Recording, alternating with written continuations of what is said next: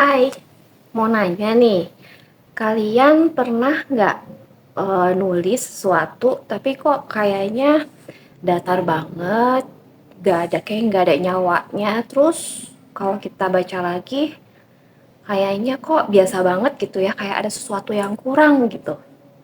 Nah, di video kali ini aku mau bagiin nih, sharing sedikit tips lah yang aku tahu supaya tulisan kamu itu hidup, kuat, dan pastinya bikin pembaca susah move on ya.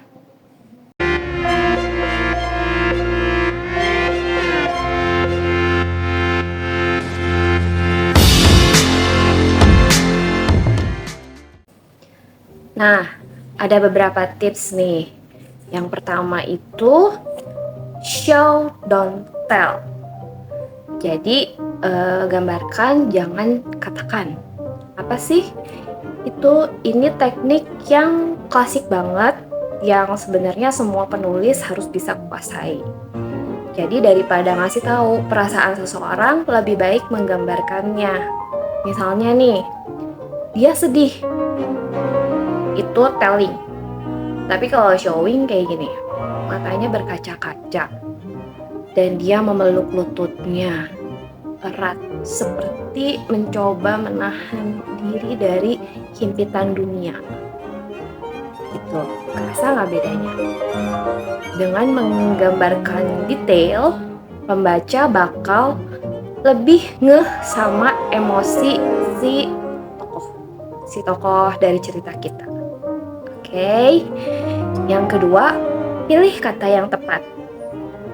Kita suka pakai kata-kata yang generik kayak bagus, cantik, senang.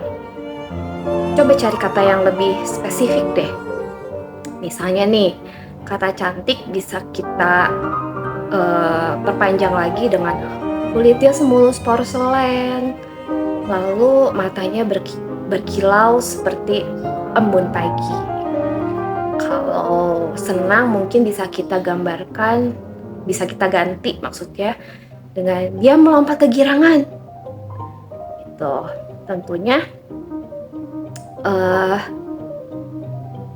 beda banget ya. Jadi kalau kita ngomong sedih doang kan sedih rasanya macam-macam juga kan. Jadi kita lebih menggambarkan gimana emosi si tokoh. Jadi yang spesifik. Jadi tulisan kalian bakal lebih vivid. Lalu yang ketiga itu kasih detail sensorik. Detail sensorik itu gimana sih? Kamu pernah merasa nggak ada benar-benar berada di suatu tempat di mana latar belakang kisah yang kamu sedang baca. Nah, itu penulisnya sedang memainkan panca indera. Jadi penglihatan kita, penciuman, semua dia tuliskan supaya kita ikut merasakannya. Misalnya nih, hujan mengguyur aspal, bau tanah basah menguar bercampur dengan wangi kopi dari kedai di ujung jalan. Nah, kita jadi ikut ngebayangin kan bau tanah itu gimana, kalau hujan, terus kalau bercampur dengan bau kopi itu gimana gitu. Jadi panca indera kita tuh kayak dirangsang buat merasakan juga apa yang tokoh utama rasakan. Oke. Lalu yang keempat itu variasikan panjang dan pendeknya kalimat. Kalimat pendek biasanya bikin tegang. Kalau kalimat panjang biasanya lebih menenangkan. Contohnya ya, contohnya misalnya tiba-tiba pintu terbuka. Nah, itu kalimat pendeknya. Lalu kita gabungkan dengan kalimat panjangnya. Dari pintu memecah keheningan. Dia berdiri di ambang pintu untuk mencari sesuatu yang hilang atau memang tidak pernah ada. Gitu. Jadi kalimatnya jangan pendek-pendek semua, jangan panjang-panjang semua juga. Kita kombinasikan menjadi narasi yang seimbang. Nah, lalu dialog yang otentik. Kalau untuk menulis dialog itu jangan terlalu formal. Jadi lebih baik pakai gaya bahasa sehari-hari yang kita gunakan kalau ngobrol sama orang lain. Gitu. Dan lebih baik menunjukkan karakter si tokoh tersebut. Jadi dari gaya bicaranya menunjukkan karakter seseorang gitu. Jadi jangan misalnya ketemu temen nih, si tokohnya ketemu temen, "Hai, apa kabar?" Kan agak nggak enak ya, kita ganti ya sama dialog yang lebih santai. "Hey, kemana aja kamu? Udah lama nggak kelihatan." Itu contohnya. Jadi kan lebih natural gitu ya. Jadi ya membuat lebih relate sama kehidupan kita sehari-hari aja gitu. Yang ketujuh, yang keenam, gunakan metafora dan perumpamaan. Kalau kamu mau bikin cerita yang lebih lebih puitis, gunakan perumpamaan. Tapi ingat jangan terlalu lebay ya. Jadi contohnya gini nih, dia tersenyum seperti matahari yang akhirnya berhasil menembus kabut pagi. Atau hatinya remuk seperti kaca yang jatuh dari ketinggian. Nah itu merupakan perumpamaan tapi gak kedengaran terlalu berlebihan kan ya. Gitu.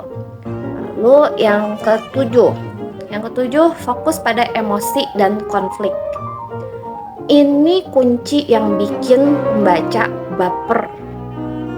Explore emosi si tokoh supaya terasa sama pembaca. Contoh nih, dia tahu ini salah, tapi tiap kali mendengar suaranya hatinya berdebar. Gitu. Jadi ceritakan struggle si tokoh, keraguannya, dan perasaan si tokoh secara mendalam, dieksplor, dikeluarkan. Lalu yang ke-8, jangan lupa cek lagi. Mengendapkan naskah kamu itu wajib banget. Nanti ketika kamu baca lagi tulisan kamu setelah diendapkan ya 2-3 hari lah, kamu akan nemuin tuh mana dialog yang terlalu panjang, mana narasi yang terlalu panjang, apa yang berlebihan, apa yang kurang nyawa gitu. Nah di situ kamu bisa revisi, potong yang terasa berlebihan, rasakan ritme dan aliran ceritanya. Apakah ini kok ini kayaknya nggak nyambung ya, itu bakal ketahuan lagi. Jadi alur yang enak itu akan kerasa ketika kamu mengendapkan naskah kamu dan membacanya lagi. Jadi itulah pentingnya nggak jadi deadliners ya. Jadi kamu punya kesempatan buat memposisikan diri kamu sebagai pembaca. Kan biasanya kalau udah lewat beberapa hari itu biasanya nih udah nggak terlalu inget lagi sama apa yang kita tulis kemarin. Jadi posisi kita itu sebagai pembaca. Jadi kamu bisa jadi membaca lagi naskah kamu dan kelihatan tuh bolongnya di mana, plot hole-nya di mana. Jadi menghindari plot hole juga itu salah satu kunci supaya cerita kamu lebih relate sama kehidupan sehari-hari, lebih masuk akal gitu.